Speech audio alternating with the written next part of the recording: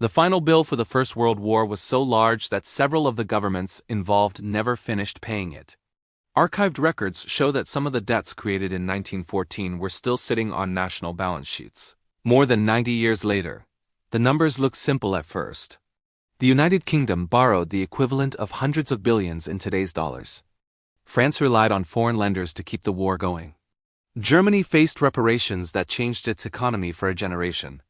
But the quiet detail is that the financial impact did not end when the fighting stopped in 1918. The real story continued through treaties, bond sales, interest payments, and long-term obligations that shaped the modern global system. Many of the decisions made in those years still influence the way your bank, your currency, and your government operate today. A retired analyst once described how his grandfather kept a single war bond in a desk drawer as a reminder of the promises countries made and the promises they struggled to keep. He said the paper yellowed over time, but the interest never went away. It makes you wonder how much of today's financial world is built on those old promises. What part of your own money is still tied to choices made more than a century ago, and if that connection is still alive? What else might be hidden in the numbers we use every day? The story does not begin in 1914. It begins years earlier, in the quiet buildup of loans, alliances, and industrial expansions that few people paid attention to at the time. By the late 1800s, Europe had created a network of central banks that financed railways, factories, and military modernization. These institutions were designed to support growth, but they also made it easier for governments to borrow faster and larger than ever before. According to archived financial reports, British debt had already climbed steadily through the Boer War. France had been issuing long-term bonds to rebuild after internal crises. Germany relied on a young but ambitious banking system that encouraged rapid expansion. Most citizens had no idea how interconnected these systems had become. A shop owner in Vienna reportedly said he trusted the government because the numbers in the newspapers always looked stable. He later admitted he never understood how money moved beyond his city. Have you ever noticed how many financial changes begin long before the headlines appear? This early stage set the groundwork for a conflict that would drain treasuries across the continent. And it introduced a small but important detail that shaped everything that followed. The first real turning point arrived in the summer of 1914 when governments discovered how quickly their gold reserves could disappear. Most European currencies were backed by gold at the time. Paper notes were only trusted because people believed they could be exchanged for real metal. When the war began, investors rushed to convert their notes into gold. Archived records show that the Bank of England lost millions of pounds worth of reserves in just a few days. France watched its own reserves fall as people lined up at local branches asking for coins instead of paper. Germany faced a similar rush and reportedly halted gold payments almost immediately. Ordinary citizens sensed something had shifted. A school teacher in Paris later recalled how shopkeepers suddenly checked every banknote before accepting it, as if the paper itself had changed overnight. Have you ever felt that moment when trust weakens just a little and the whole system seems more fragile? This early scramble forced governments to abandon the old rules, and it pushed them toward a new kind of financing that would redefine the cost of the war. The new system that emerged was built on borrowing rather than gold. Governments issued bonds, raised taxes, and leaned heavily on their central banks to create money that did not exist before. According to archived treasury notes, Britain introduced a series of war loans with maturities stretching far into the future. France relied on short-term instruments that had to be rolled over again and again. Germany financed much of its effort through internal borrowing that depended on citizens believing victory would cover the bill. The machinery looked simple on paper. Money went from banks to governments and then to factories, rail lines, and supply depots. But behind the scenes, central banks quietly expanded their balance sheets to support the flow. An accountant in London later said he noticed how certain ledgers grew faster than usual but was told not to ask questions.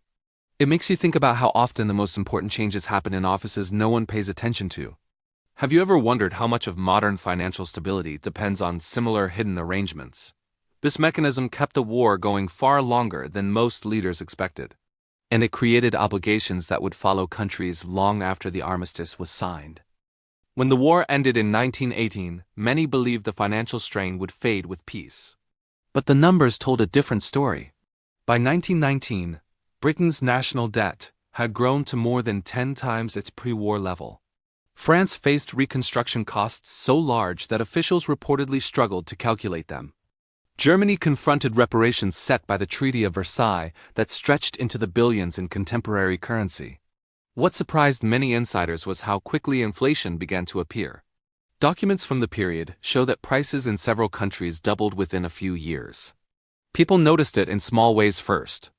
A man in Manchester described how the price of coal rose faster than his wages, and how his savings book seemed to lose weight each month even though the numbers stayed the same. Have you ever watched a price change and wondered if it was just the start of something bigger? These early signs hinted at a long-term burden no one had planned for. And they pointed toward a deeper shift that would soon reshape every major economy touched by the conflict. The financial pressure did not ease as the 1920s began. Instead, it intensified in ways many leaders had not anticipated. Countries that relied on short-term borrowing during the war now faced a wall of repayments. Archived reports show that France had to refinance large portions of its debt year after year, often at higher interest rates. Britain struggled with the cost of maintaining its global commitments, while managing a debt load that reportedly consumed more than a third of government spending. Germany faced the most relentless strain. Reparations were due in fixed amounts, regardless of how weak the economy became. By 1922, the German mark had begun to fall so quickly that shops changed their prices several times a day. A bakery owner in Cologne recalled how customers tried to pay with notes printed only weeks earlier, only to find they were already worth far less. Have you ever seen a situation where everyone keeps moving faster just to stay in the same place? This growing instability pushed governments toward decisions that would have been unthinkable before the war. And those decisions added a new layer to a burden that was already too heavy to carry.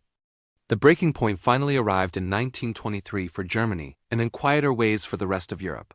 The mark collapsed to the point where a single dollar required billions of units of local currency. Archived photos from the period show workers carrying their wages home in sacks because wallets could no longer hold the notes. Government ministers reportedly met daily to adjust payment schedules, only to find the numbers outdated by the afternoon. Across the continent, other nations faced their own limits.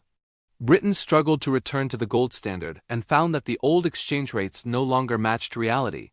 France dealt with a currency that had lost more than half its value compared to its pre-war strength.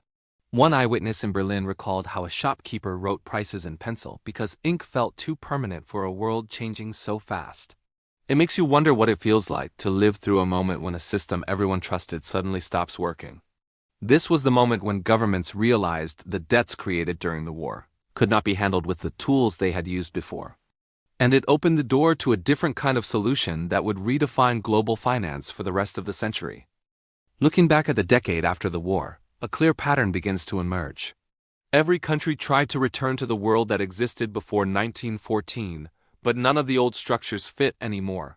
The debts were too large. The currencies were too weak. The political pressures were too strong. Archived records show that Britain attempted to restore the pre-war gold value of the pound in 1925, even though the underlying economy no longer supported it. France rebuilt its currency only after years of internal debate over how much past value should be written off. Germany stabilized the mark through an entirely new currency, backed not by gold but by land and industrial assets. When you line up these events, the same rhythm repeats. A crisis grows quietly. It peaks suddenly. Then officials rebuild the system with new rules that seem reasonable at the time. An economist in Geneva reportedly remarked that nations were not solving problems. They were resetting them. Have you ever noticed how many major financial moments follow that same rise, break, and reset? This pattern did not end with the 1920s. It became a template for how the modern global financial system would handle pressure for the next 100 years. The choices made after the First World War shaped the world we live in today. The large debts that governments carried into the 1920s forced them to adopt new policies that became standard in the decades that followed. Central banks gained more influence because countries needed institutions capable of managing long-term borrowing and stabilizing currencies. Archived reports show that by the mid-20th century, national debt had become a permanent feature rather than a temporary burden. Inflation also became a more familiar part of everyday life. Prices rose slowly in many countries through the post-war years, echoing patterns first seen in the early 1920s. Even modern interest rates reflect decisions rooted in that era. When governments issue bonds today, the structure of those bonds still resembles the long-term instruments created to handle the debts of 1919. A retiree once described how his father bought a government bond in the 1950s and noted that it felt similar to the stories his grandfather told about war loans. It made him feel like he was watching the same idea travel through 3 generations. Have you ever looked at a part of the financial system and realized it carries the imprint of something far older than it appears? These long-term echoes remind us that the true cost of the war was not paid in a single moment. It continued through policies, institutions, and habits that still guide the way money moves around the world. And they lead toward one final question about what all of this means for us today. The true cost of the First World War was not only measured in the debts written in 1919, it was carried forward through every rule and adjustment that came afterward. Countries rebuilt their currencies, redesigned their budgets, and redefined the purpose of their central banks. Those decisions created the financial landscape we live with now. You can see the legacy in the way governments borrow. You can see it in how interest rates move. You can even see it in the structure of the money in your own account.